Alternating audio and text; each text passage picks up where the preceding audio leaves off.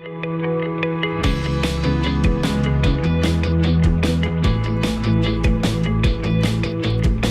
and welcome to Pastor's Perspective. I'm your host, Brian Perez. It is Tuesday, April 22nd, and we are here live until 4 o'clock Pacific time at 888-564-6173. Give us a call if you've got a question about the Bible, the Christian faith, things of that nature. 888-564-6173 is our number. You can also send in your questions on the Pastor's Perspective Facebook page using Messenger, or on the Pastor's Perspective Instagram by DMing us, or go to our flagship radio station's website, kwave.com. There's a Pastor's Perspective page there that you can fill out a form and send in your question. But the best way to get an answer is to call us when we're here, like today, at 888-564-6173. We've got Brian Broderson and Bobby Conway here to answer your questions. How you guys doing? Wonderful, thank you.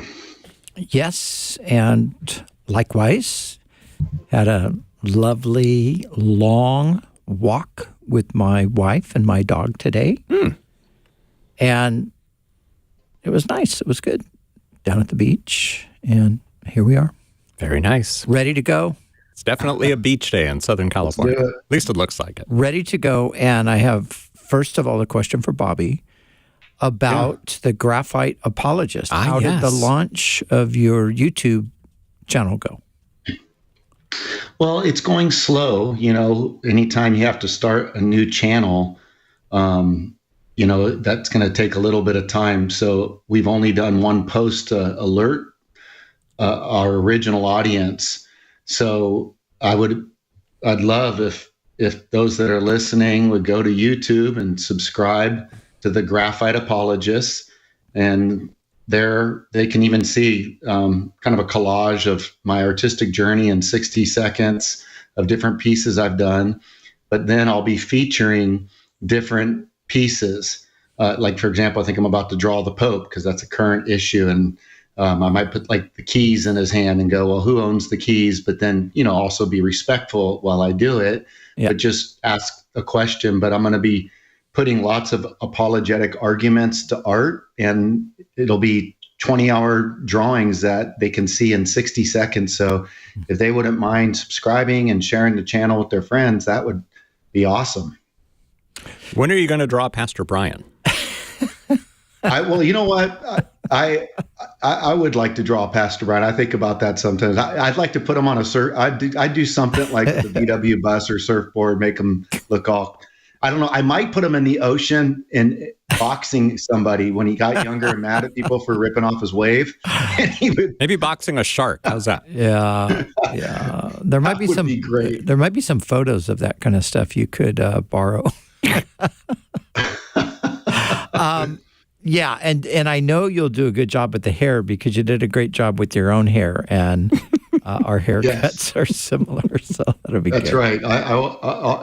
I'll deck it out. I'll grow it out for you a little bit and have it all crazy looking like you just woke up. All right. Well, I'm a big fan of the Graphite Apologist, so really proud of you, and thank you. You know, always just amazed at this talent that just emerged in your life at 50 years old, and to me is the craziest thing.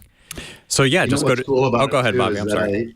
I was just gonna say what's cool about this whole thing is it's truly a niche. I've done my research, and I'm excited because I think for an apologist and to be an artist and to put those two together. Yes. And I think it's going to allow me, you know, it's a small channel, but if God was to grow it, I think that it would be really cool to put stuff out there.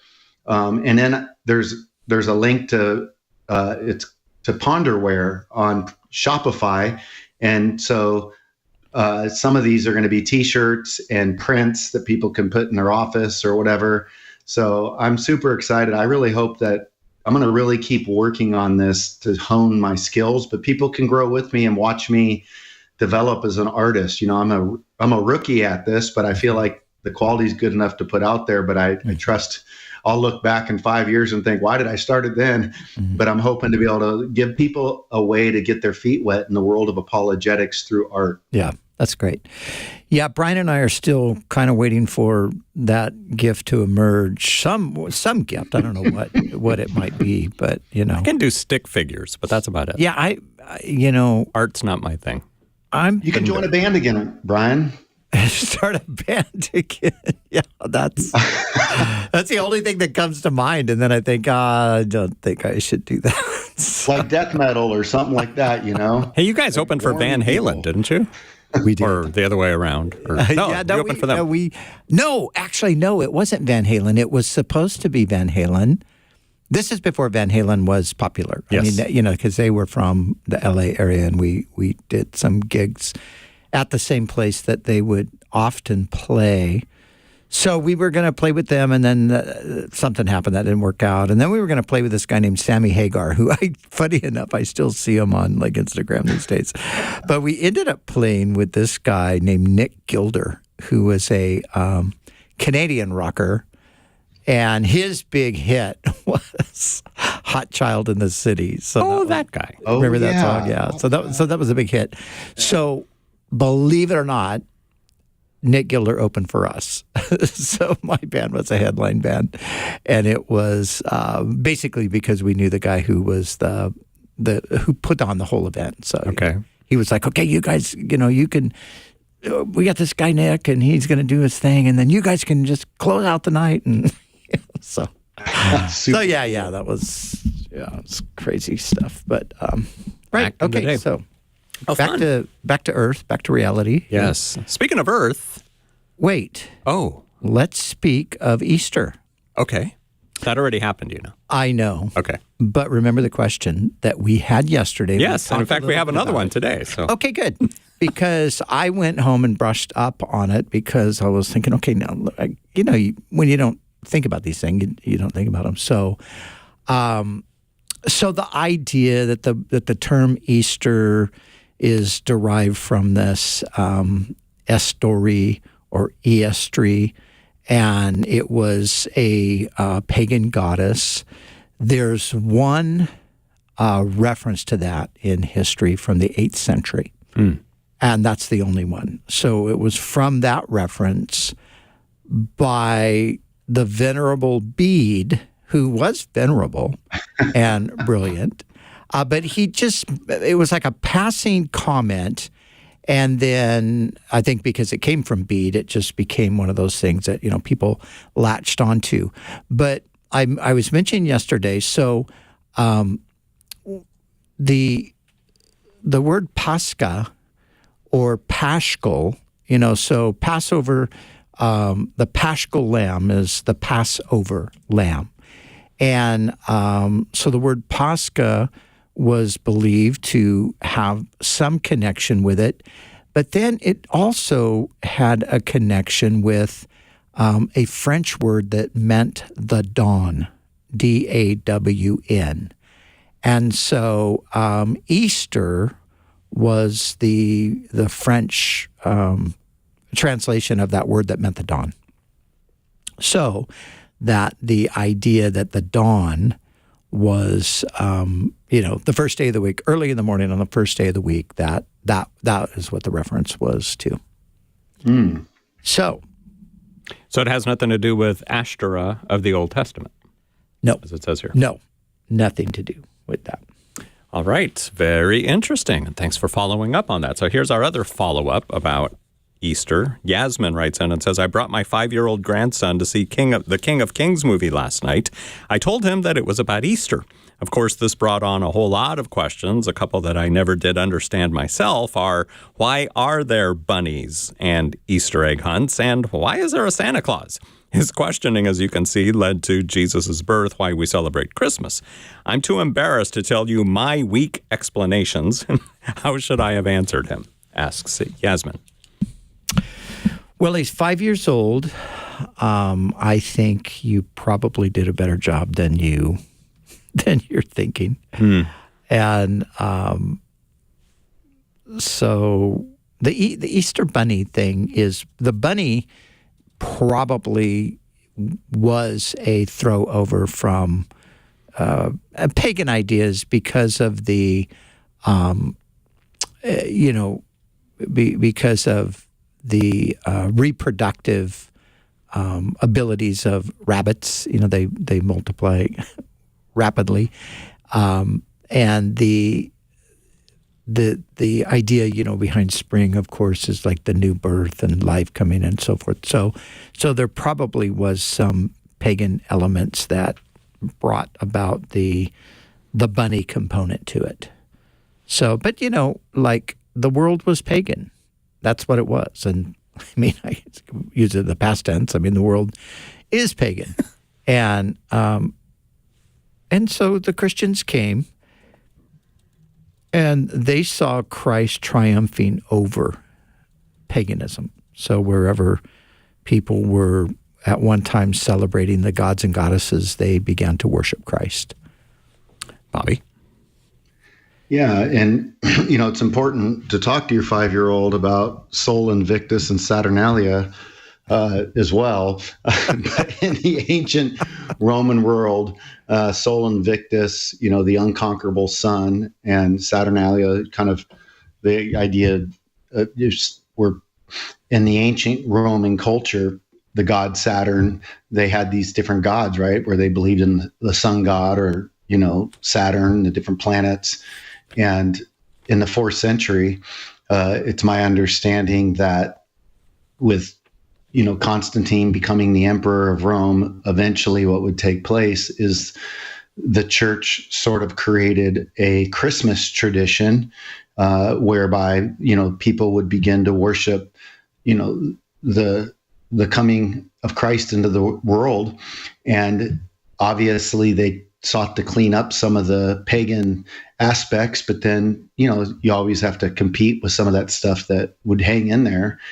And so some of the traditions, both from Christmas and Easter, also would end up deriving from later Germany, and some good, some not so good, like Easter bunny stuff. And then as it relates to the Christmas tree and decorating, you can see Martin Luther playing a part in that. So that's just been the attempt. Whenever you have a holiday, you're going to have believers and non-believers alike, and they're both going to try to make the most of their day off.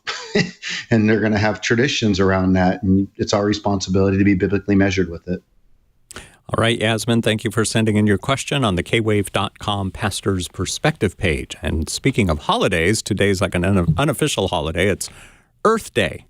So my question is, how should Christians, do we become environmental wackos, or is there some kind of an in-between, or what do we think of the earth? What should we think of the earth? Should we worship it? Well, we shouldn't worship it, and we shouldn't think of it as Mother Earth, but we should remember that the earth is the Lord's and everything in it. He created it.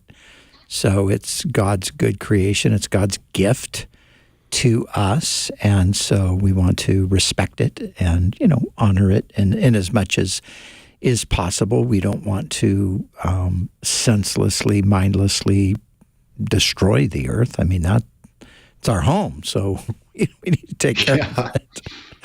But obviously, much of paganism revolves around worshiping the earth, the inanimate, dirt and, the heavenly bodies and things like that are not any kind of deities, obviously, but they're not, conscious. They don't have minds or personalities or powers or any of that. So, Isaiah, I think, does the most brilliant job when he's talking about how, a person, he was describing this process of how they would create their idol.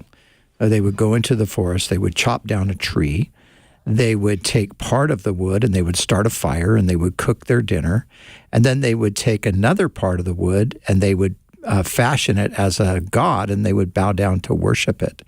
And Isaiah said their minds are so hardened that they don't even realize they're bowing down to a block of wood. With part of it they cook their food, the other part they bow down and worship it. So I mean, he's talking about the irony of those practices. And I think if people are doing that, of course, which some people are, worshiping crystals and things like that, that is the incorrect way to think about the earth. Okay, cool. 888-564-6173 is the number to call us until 4 o'clock. We've got Brian Broderson and Bobby Conway here to answer your questions. And we're going to go right to Jeff in Banning. Thank you, Jeff, for calling 888-564-6173. What's up? My wife has some questions for you.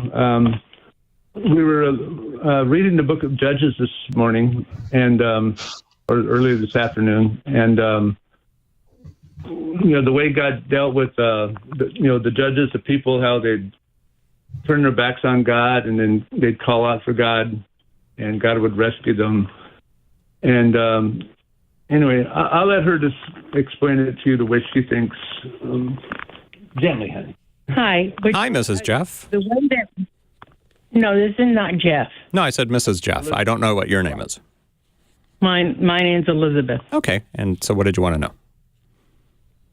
Well, in the when they were telling the story, they made God look to me like he was egotistical and that you have to worship him. And that's not how I see him. I think that perhaps maybe during the translations from Arabic or Jewish to English might have used a different word to make him look like he's... But I don't see him that way. Is there a particular passage that you're referring to? Well, he said he would help Israel fight their battles, but if they don't listen, then he was going to let them all be destroyed.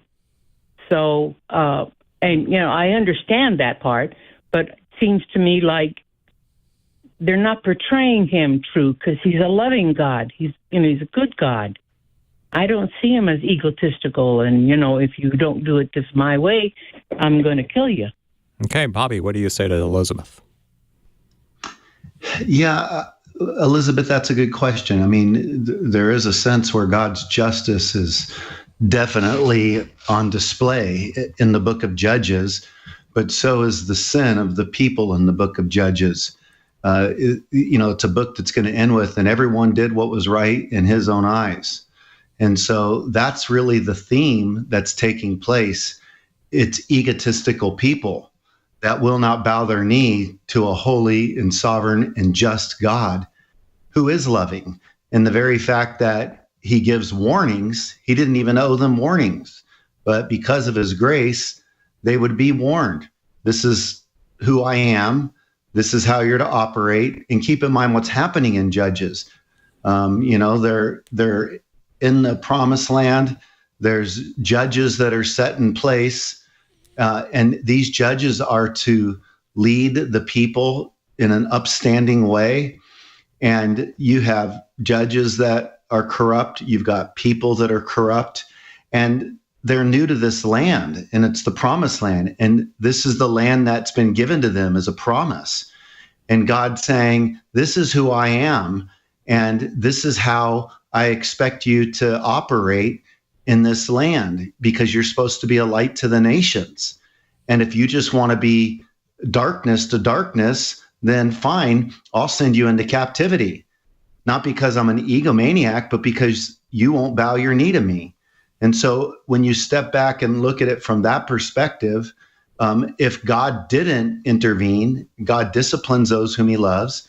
He would be an unjust God if he never did intervene. And when you consider the sins that were taking place in that culture, it was horrific. So I think that it was God being a leader, and he was trying to help his people to be his people. Instead, they were wanting to act like the previous people that were living there, like the Canaanites. And there was a new way for them to live and a new direction for them to go. And so if you're picking up on egotism, I think I would encourage you to see his holy justice. And we have this tendency sometimes when God starts to judge, and I can do it too, to feel like, man, God's being harsh here. But I know whenever I'm thinking that way, it's because I'm failing to understand how holy he is and how sinful I am. And I think that to look at the Bible and go, I think God's loving, and I think that these guys then missed it, and so we have the wrong Bible in our hand. That's to put yourself in place over the Bible, and that would be the wrong approach. That's what you call having a magisterial approach to Scripture, looking at parts that don't digest well, and then sitting as a magistrate over it and going, yeah, well, something went wrong here. And so I would encourage you to always give the benefit of the doubt to the text and figure out that if you're ending up with the conclusion that God's egotistical, then you've interpreted wrongly, and you just got to go back and think about the bigger picture. Elizabeth, you were going to say something? I don't think God is egotistical. It seemed to me he was portrayed that way, but I don't think he is. Not from the other stories that I've heard. Yeah, well, he's not, and the portrayal is accurate. I mean, it's just what it says. It's not somebody kind of misrepresenting God. God is the inspiration behind those scriptures. So the person who was writing those stories down was inspired by the Holy Spirit to write them down in the way that they are written. And like Bobby's saying, I just think one other thing to just remember, these people made a covenant with God. God made a covenant with them. And the covenant, their end of the covenant was to obey God, and God's part of the covenant was to bless them and to prosper them and to give them fruitful fields and wombs and, just to grant plenty to them and peace to them and all of those things. That was God's promise to them. But it was contingent on, you have to obey me. You have to do what I say. And like Bobby says in the book of Judges, you see that they did the exact opposite of that. Like that refrain goes, every person did what was right in their own eyes. And so that's what they were doing. They just thought, well, we don't need to obey God. We don't need to listen to God. And there's one story in Judges, I don't know if you've gotten there yet, but it gives you an idea of how brutal and wicked the societies had become, where this young woman is taken and she's raped by a mob and she is murdered. And it's just this incredibly horrific thing. And these are the people of God doing this. So, of course, there's going to be a judgment upon those kinds of things. So that's what you're reading out. God's not egotistical. He's also a judge. We can't let just one aspect of God's character overrule everything else. So God is love and God is just. And actually, true love has to be just. If there's no justice, you couldn't really say that God is love either. So, Bobby? Yeah, and again, Elizabeth, I think that your initial feelings or response, you're not alone in that. I mean, a lot of people, like there's times where I'm reading the Bible and I'm thinking, man, God, this is seems pretty jacked up here. I'm not sure what's going on here, but I have to go through a process and get the big picture and try to get a sense of what's going on. But a couple thoughts would be, remember that Jesus, he would have been reading from what is known as the Septuagint. This is a translation that was put together during the intertestamental period, in that 400-year space between Malachi and Matthew. And that would have basically the same book of Judges that you and I have. And Jesus validated the scriptures. So the loving Jesus that we also see, we go to the book of Revelation, or you read the woes of Matthew 23, and he can put his judgment, rod on pretty quick. So the last thing I'd say is there's a book by Paul Copan that's helped a lot of us out with some of these Old Testament questions, and it's called, "Is God a Moral Monster?" And he is basing that off of a quote by Richard Dawkins, who talked about God as a megalomaniac and egotistical and a moral monster. And he gets into some of these passages with the Canaan conquest, and he helps us to understand what's going on and how to interpret some of that language.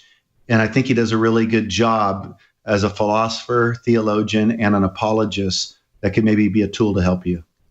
Is God a Moral Monster by Paul Copan, Copan. Check that out, Elizabeth. Also, this reminds me of the argument, and I think it was Oprah Winfrey who may have started it, but we've heard it before, that, where she says, that's, the God of the Bible, he says he's a jealous God. How can God be jealous? Do you remember when she came out with that? Yeah. She's not the first one, but yes. Right. Yeah, she probably had the biggest platform. Yeah, but well, again, we're thinking of jealousy in the worst sense when we think of it like that. Which there is a healthy jealousy. There's a good and a righteous jealousy. I'm jealous for the ones that I love. If someone were to come and seduce them, or someone were to come and, try to lure them into something harmful or something like that, if I wasn't jealous over that, there would be something wrong with me. So when it speaks about God being jealous, it's not that he's jealous for his own sake. He's jealous for the sake of those that he loves, because he knows that the idolatry that they are inclining toward is going to be destructive. So that's why he's jealous. Elizabeth, thank you for your phone call today here on Pastor's Perspective. 888-564-6173 is our number. We're going to be here for about 30 more minutes. Let's go to Steve really quick. Steve, what did you want to tell Pastor Brian? Okay, I was on the phone here listening to this program, and my long story short, I'm from Arcadia, Pasadena, down there. And when I got back from Vietnam years ago, my little brother Gary had a group called Led Zeppelin. Well, he was really close to Eddie Van Halen, Eddie and Alex. And so he asked me if I could take all of his friends to Gazzarri's up there.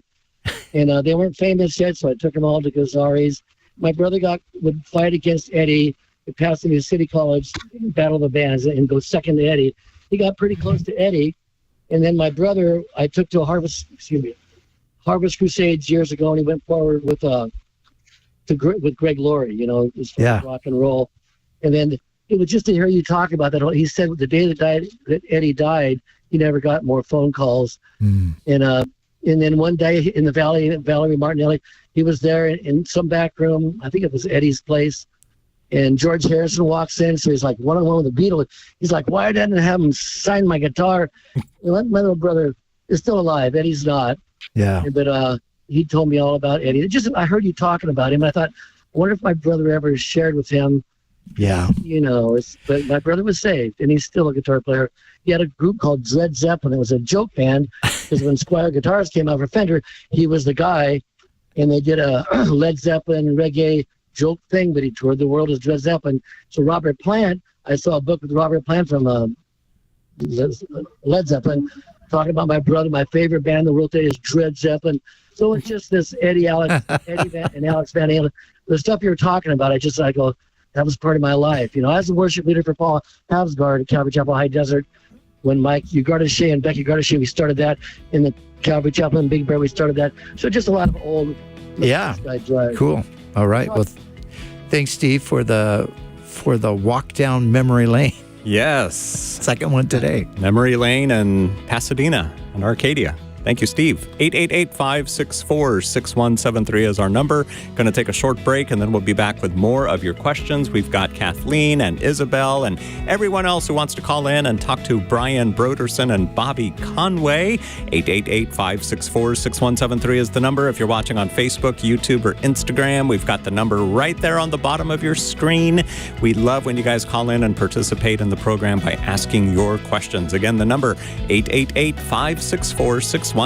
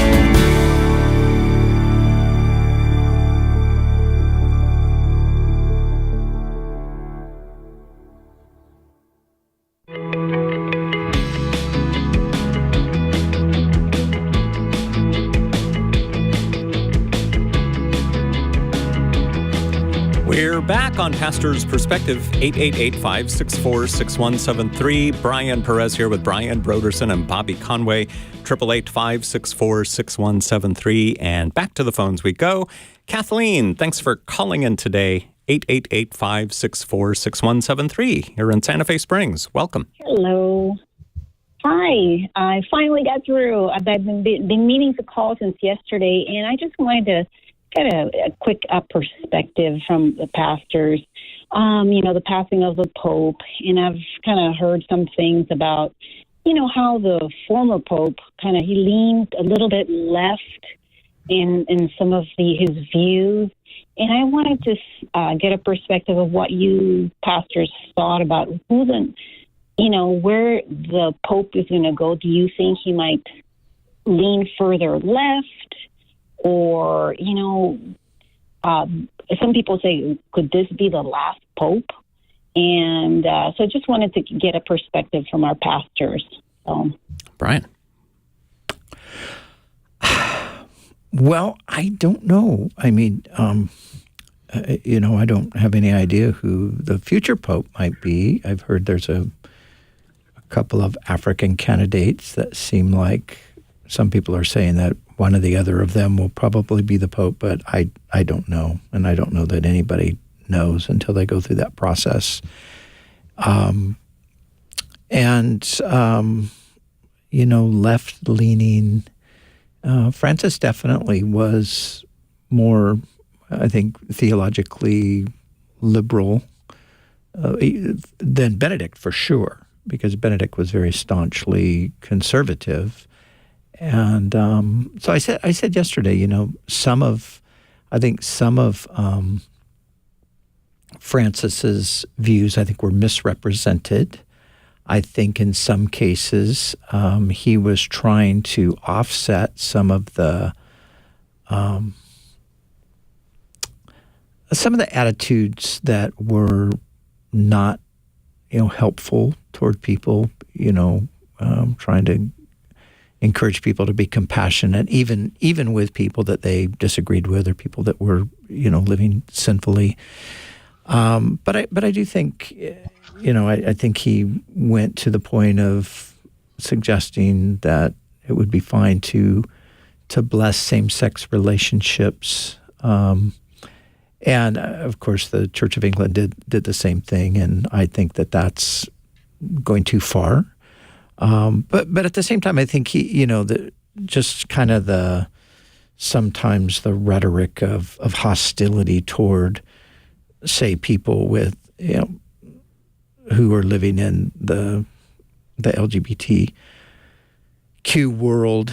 I think he was trying to kind of swing things over just toward more compassion, just seeing people's humanity and not condoning their sin, but seeing their humanity. So I don't know.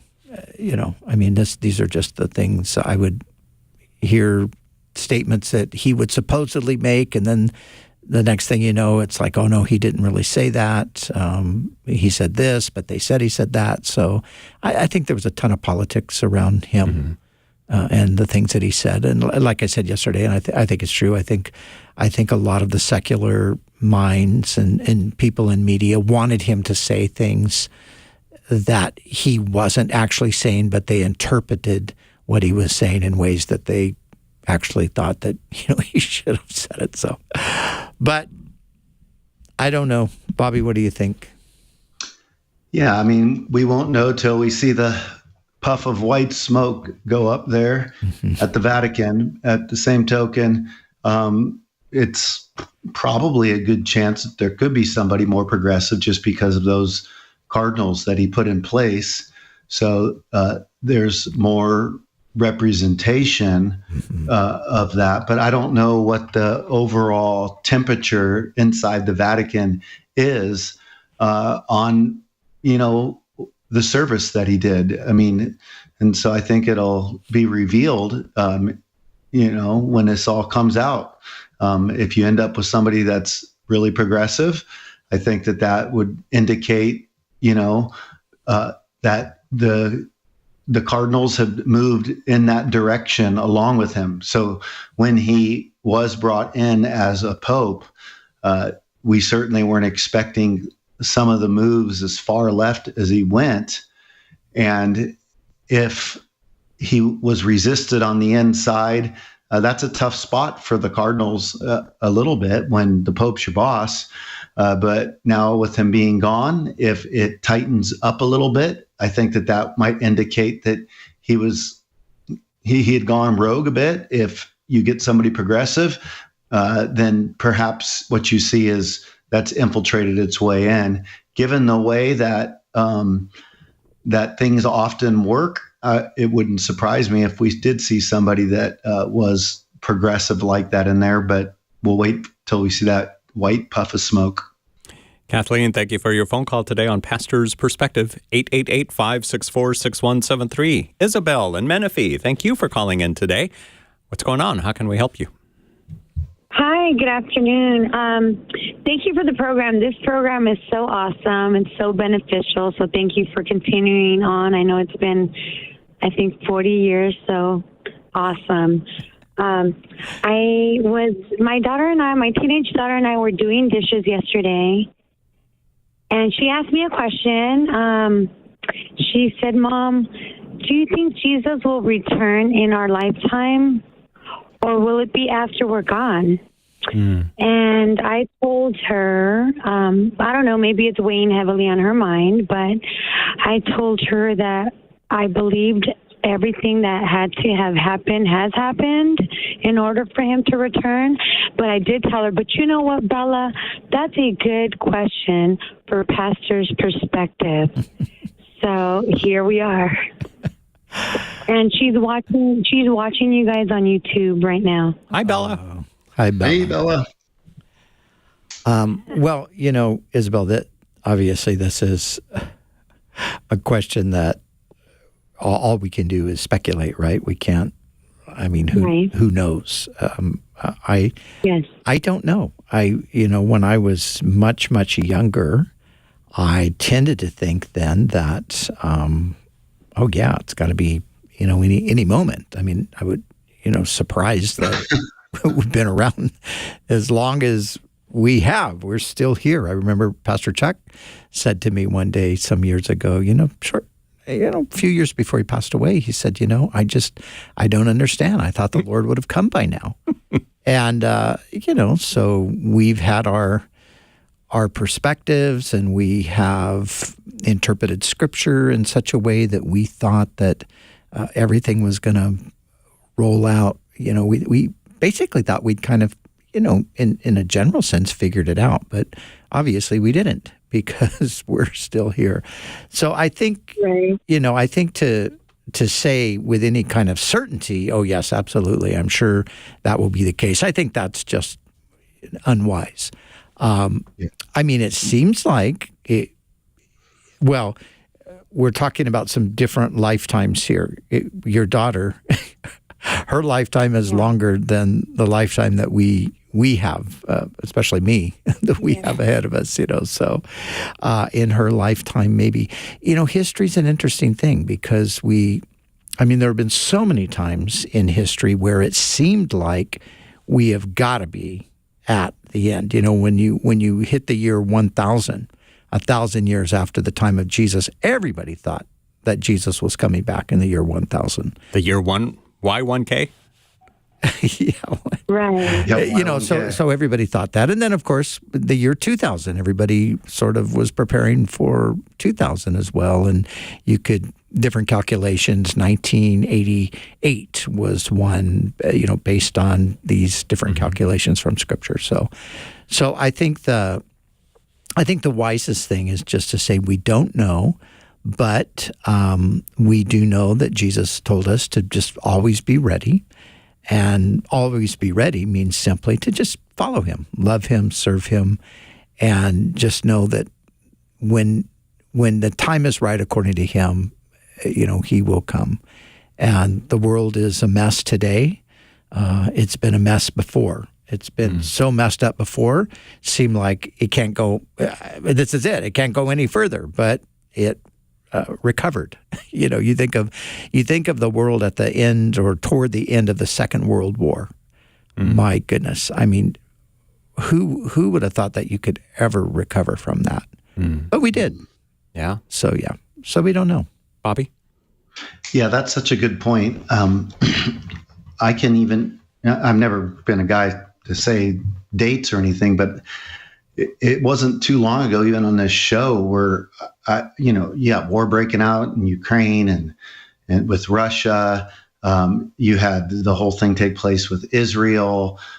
You just saw such a mess with the riots, COVID.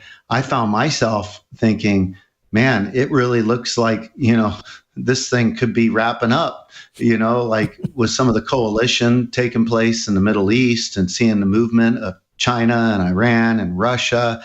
So I wasn't, saying any dates because I didn't know. But I will say this has been good for me. And I think that, Brian, you went through this in the 60s, and you could emotionally navigate where we just were better than me, because I was, having a share of panic attacks, letting my anxiety act up. I just couldn't understand how this, I'm getting the church ready for martyrdom. I mean, it just felt like, ISIS is going to, be in our front doorstep anytime soon. And I just want to have a glass of iced tea at the end of the day. But all that to say, in a similar way, when these comparisons to our culture with the 60s, I think that it's really crazy to me how fast something can change in the culture. It's just the speed by which something can change for the good or the bad should always help us to remember that even when it seems bad, hey, just things can switch up and we can be encouraged by that. And that's one of the benefits of maybe God permitting certain things to happen, is some of the sanctification is that it reveals our anxiety and our worries. We can sink into depression. We fail to trust. We lose sight of things a little bit. And then we have to find a place to trust Him when things feel dark. And then when it gets light again, we can come out and we have a broader perspective. And I think sometimes when we're on our first pass in a cycle of real darkness in the culture, you freak out probably more than on your second pass, because you realize that things can change. So you mentioned that Bella, this has been weighing heavy on her heart lately. What's the reason, do you think? I don't know. Someone at church this past Sunday told her that, basically a message, hey, Bella, don't be weary of things. Just do the right thing.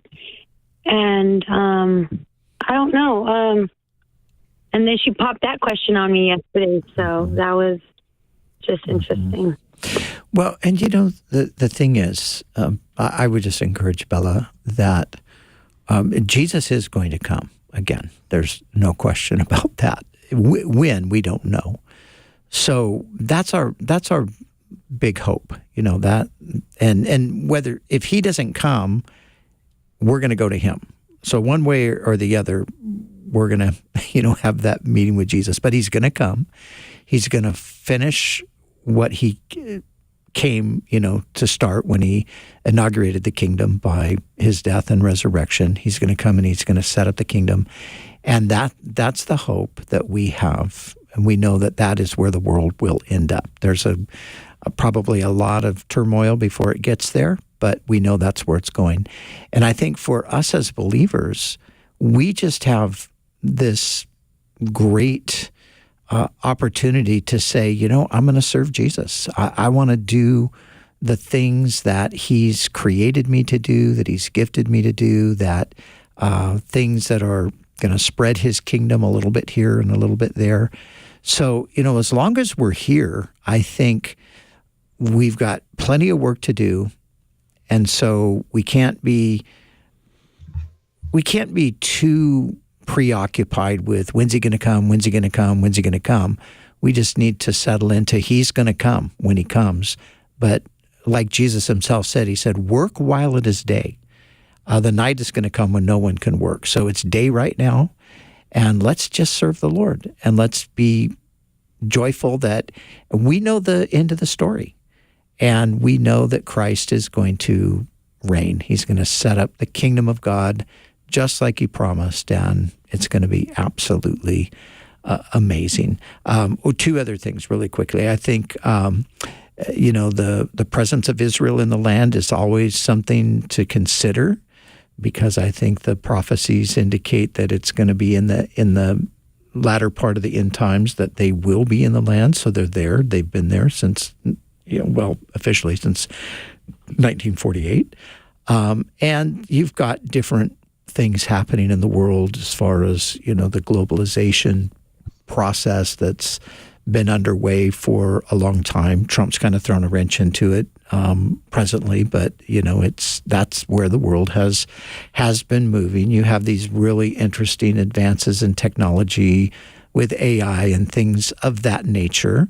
I think those are all probably components in the picture of what it's going to look like, but it could go on for a while. We just don't know. Isabel, thanks for calling us today on Pastor's Perspective. And Bella, thanks for watching us on YouTube. 888-564-6173 is our number. And now here's Darnell calling in from Riverside. Hi, Darnell. Hey, may Christ bless you, gentlemen. I'm calling in reference to Revelation chapter 1, verse 6. I see how you gentlemen could be considered priests because people come to you for leadership. You have congregations. You have some authority, but I'm a Christian. I don't feel like a king or a priest at all. So I was just wondering, who was John referring to in that verse? Bobby, what say you? Well, you're correct in the fact that, we're not kings, but the Bible talks about the priesthood of the believers. So there is a sense where, we are priests in that we serve under the high priest Jesus, and basically as priests we are working out his ministry purposes through the local church and into the world. And so we're not offering up sacrifices as priests, but rather we're offering up the sacrifice Jesus to the world. And so like a priest would offer sacrifices, we offer the sacrifice that Jesus became on our behalf to the world. And anytime we're sharing the gospel, we're giving an offering to the world and saying, partake. And so that's kind of a priestly function. When we pray, it's a priestly function. And then in the millennium, depending upon how, you tackle Ezekiel, that talks about how there'll be the temple, which would be the third temple that will be put in place. And some say it's symbolic, others say there'll be literal sacrifices again.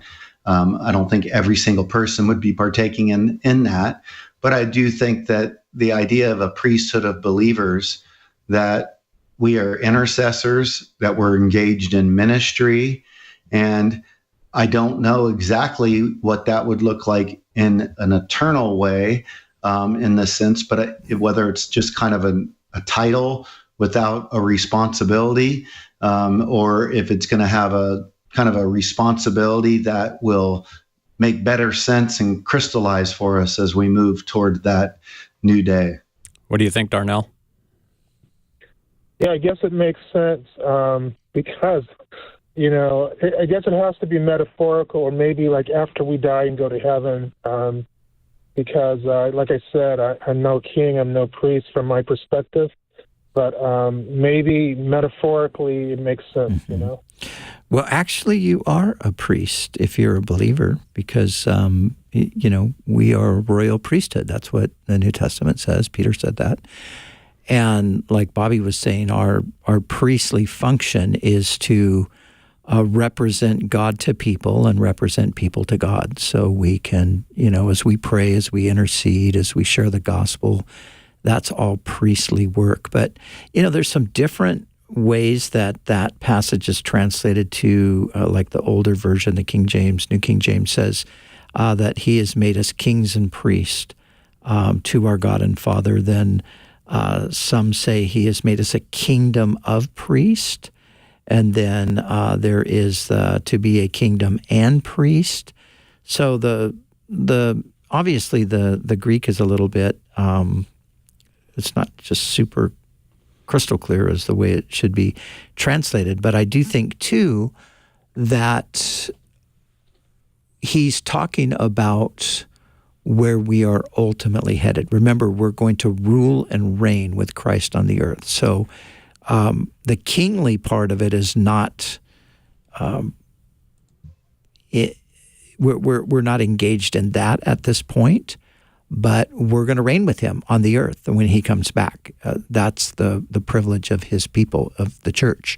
So we will be kings and priests with him at that point. So, Darnell, thanks for your phone call today on Pastor's Perspective. Janelli. Where did Janelli go? Janelli hung up. Okay, so let's go to Mercedes in Fontana. Thanks for calling in today on Pastor's Perspective. Hi, Pastors. How are you? Good. Good, thank you. Hi. My question is, my brother came to our church this Easter Sunday, and we have a lead pastor, which is a male.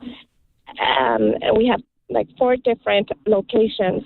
Well, we watched the service on through video, but the pastor at our church is a female.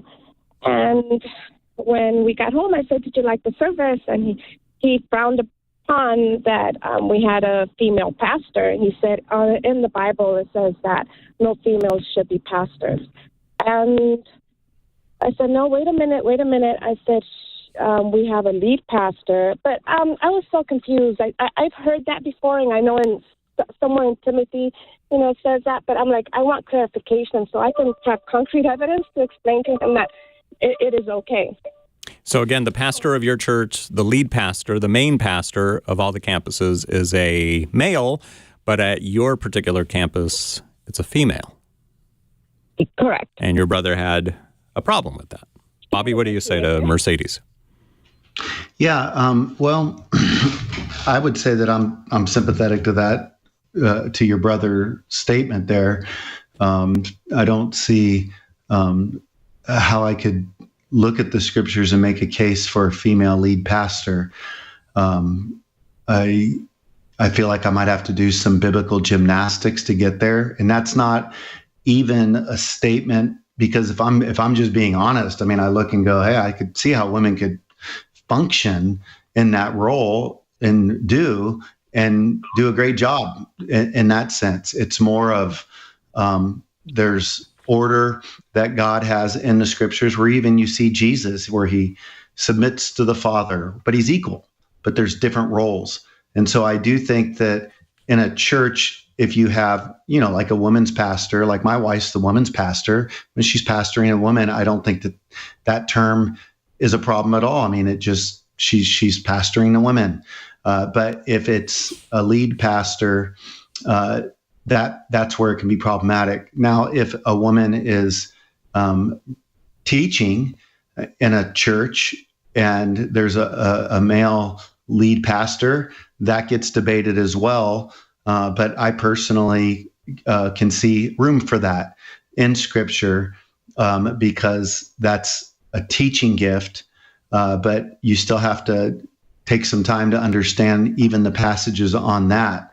So if anything, at first glance in the Scriptures, it can look like, wow, this is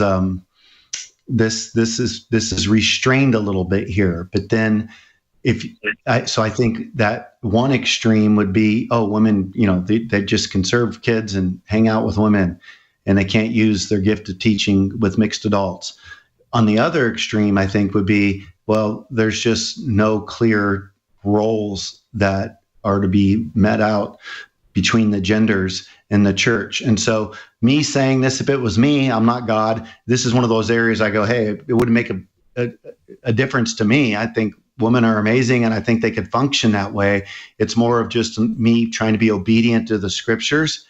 And as much as I would like to see that, I don't think that that's my right to say women can be lead pastors. Pastor Brian, 30 seconds. 30 seconds. Well, I don't know, Bobby, if you heard exactly what she said, but she said that they do have a lead pastor who is a man, and then the campus pastor in her case is a woman. Oh, so, yeah. I thought she said her lead pastor was a woman. Yeah, no. So I think that makes it a little bit different, and yes. I think, but Bobby gave a good answer, so I'm done. Okay.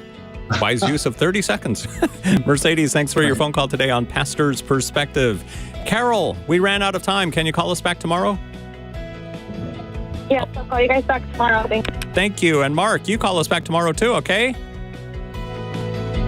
Mark doesn't want to call us back tomorrow. Please do. Pastor's Perspective will be here between 3 and 4. God bless you guys. Bye.